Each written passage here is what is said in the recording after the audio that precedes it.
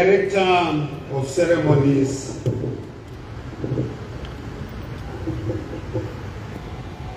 Secretary for Information and Broadcasting Services, Comrade Nick Mangwana,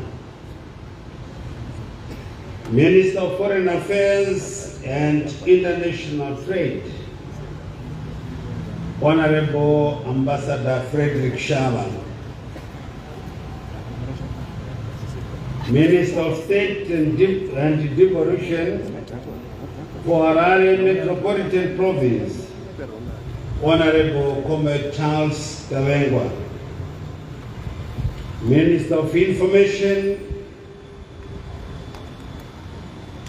Publicity and Broadcasting Services, Honorable Dr. Jenfan Muswere, Minister of Youth, Empowerment, Honorable Tino Machakaire, the Minister of Tourism and Hospitality, Honorable Barbara Ruodzi, the Chief Secretary to the President and Cabinet, Dr. Martin Rushwaya, Chairman of the Public Service Commission, Dr. Vincent Umugwe, as represented by Dr. Choroma, members of the Diplomatic Corps, members of the Provincial Jok Harare Province, veterans of our liberation struggle, ex-detainees, restrictees, and war collaborators, senior government officials, representatives of political parties, if they are in here, captains of industry, students, churches, civil society organizations, ladies and gentlemen, comrades and friends, good morning to you all. My address to you today marks 22 years since the imposition of sanctions by Western countries, led by the United Kingdom, the European Union, and the United States of America, through the Zimbabwe Democracy and Economic Recovery Act, ZIDERA. And today is a very important day as we mark this anti-sanctions day. It also coincides with our 20th annual People's Conference of the ruling party ZANU-PF. And as ZANU-PF, we will continue to say, land has been united by its people, and its people by its land, and there is no apology to that.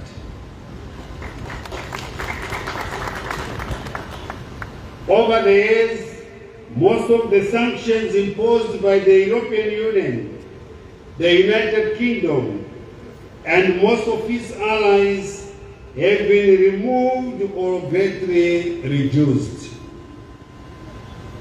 The United States of America's ZIDERA, however, remains in place as an albatross around Zimbabwe. The sanctions include financial restrictions and illegal economic measures that alienate Zimbabwe from global supply chains and the global financial system, as well as bar capital inflows, mainly from the West.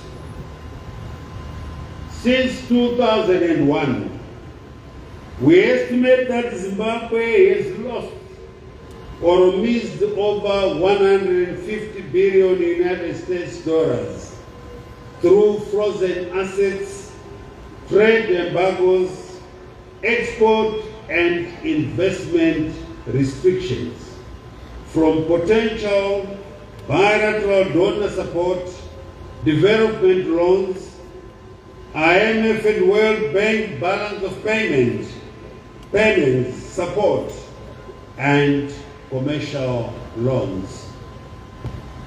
This has forced our gross domestic product to contract drastically in the 2 decades that followed the imposition of these heinous and illegal sanctions.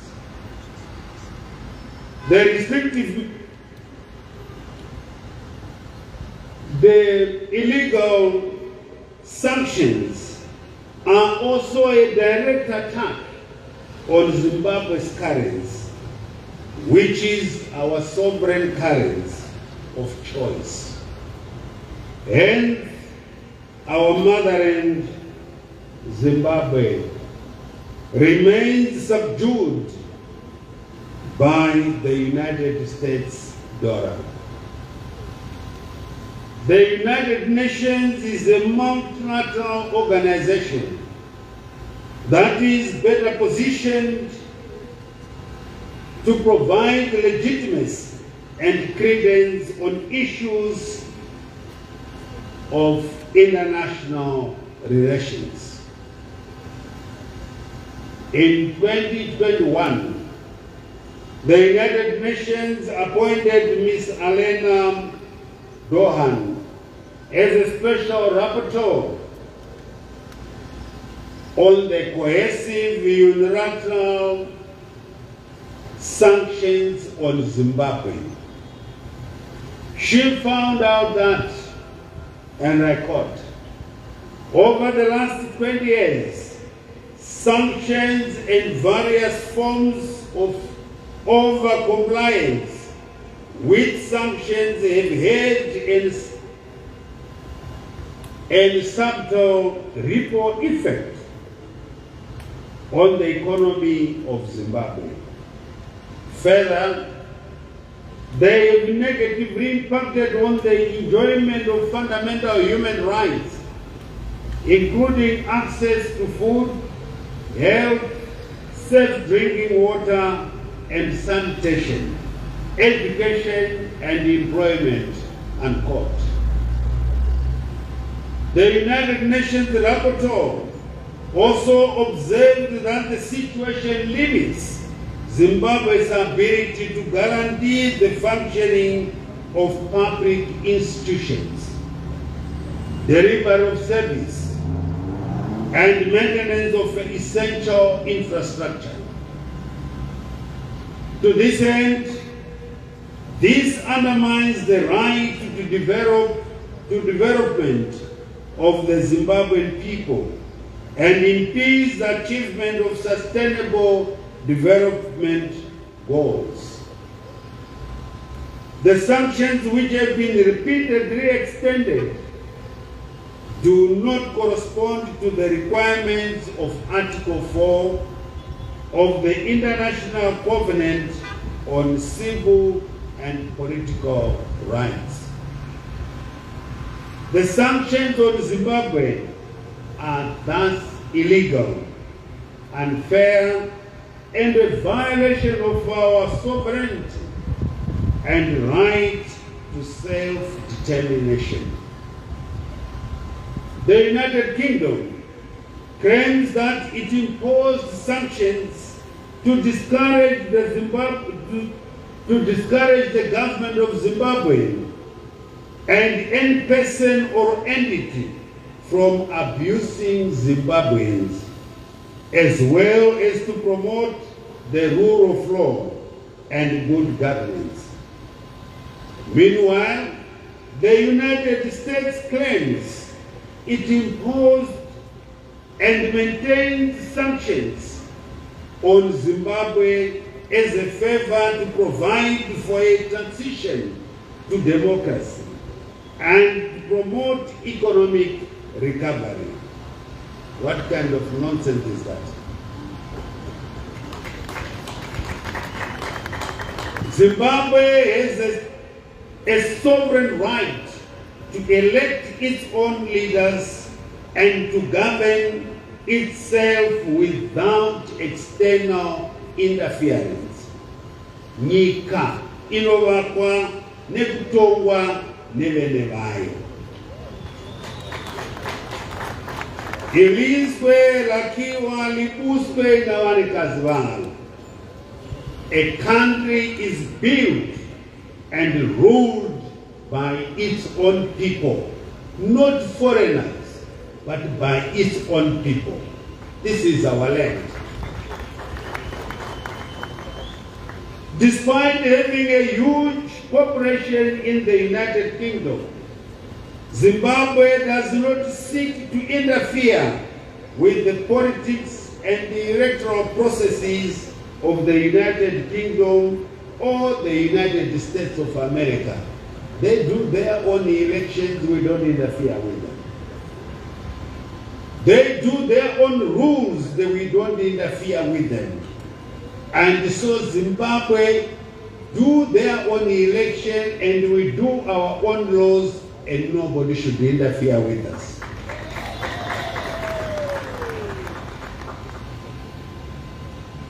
It is also surprising how the United States seeks to promote Zimbabwe's economic recovery with an act that strangles the Zimbabwean economy and limits its participation in the global economic system. Despite the sanctions that have weakened our institutions and degraded our infrastructure, Zimbabwe has religiously held free and fair general elections every 5 years.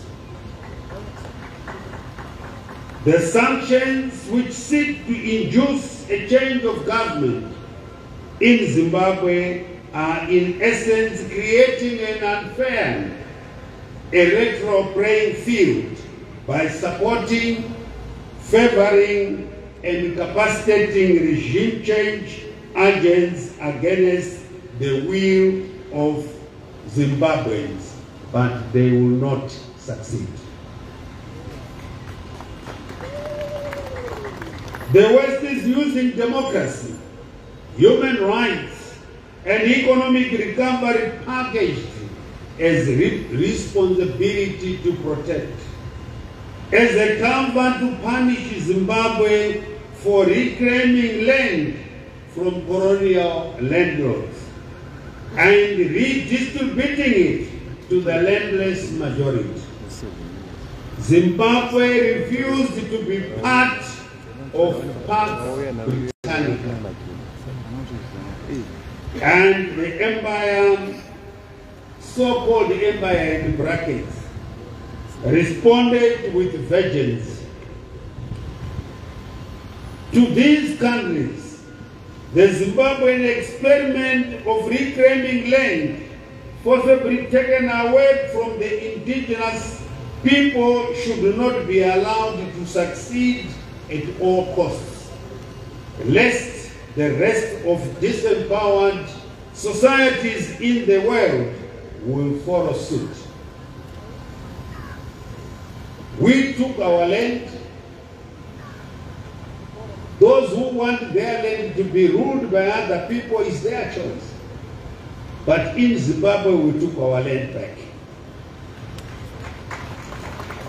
Zimbabwe demands no more than equal status with the rest of the countries in the world which are enjoying full rights of self-determination as enshrined in the 1945 United Nations Charter. Our foreign policy is underpinned by the mantra, we are an enemy of none and friend to all, in which we seek win-win friendly collaborations with all countries in the world. Whilst the first 2 decades of the illegal sanctions wreaked havoc on us and devastated our economy, whose highlight was the economic collapse of 2008. Zimbabwe is learning to survive under the siege and scourge of these illegal and heinous sanctions. We have come to realize that economic growth does not come from handouts, but from using the resources endowed to us by the Almighty God. Despite the illegal sanctions, Zimbabwe in the past 5 years realized the growth that has seen our gross domestic product surge from around 20 billion United States dollars in 2018 to over 40 billion United States dollars this year. Our growth potential, however, is far greater than what we are managing now, all because of the degrading effect of the heinous sanctions. The African Union in general and the Southern African Development Community countries in particular have suffered immensely as a result of the illegal sanctions imposed on Zimbabwe. The African Union and Southern African Development Community, however, have stood firm with Zimbabwe and have routinely condemned the sanctions, calling for their unconditional removal in the international forum. SADC went further and set 25 October of each year to condemn the sanctions, call for their unconditional removal, and express solidarity with Zimbabwe. The Russian Federation, the People's Republic of China, and other friendly countries have also stood by Zimbabwe, including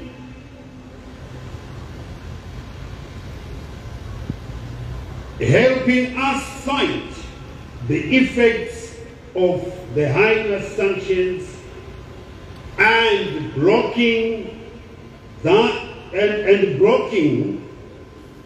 a resolution that sought to legitimize the sanctions in the United Nations Security Council. May I take this opportunity to thank all the continental and regional blocs, as well as the countries, organizations, and individuals that have stood firm with Zimbabwe on the sanctions issue. We say to them, thank you, and may you continue to support Zimbabwe until all illegal sanctions are removed from our motherland.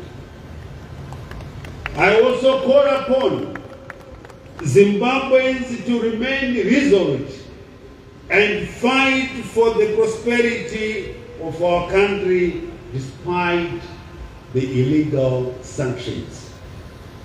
As I conclude, I call upon the countries that maintain sanctions on Zimbabwe to unconditionally remove them now.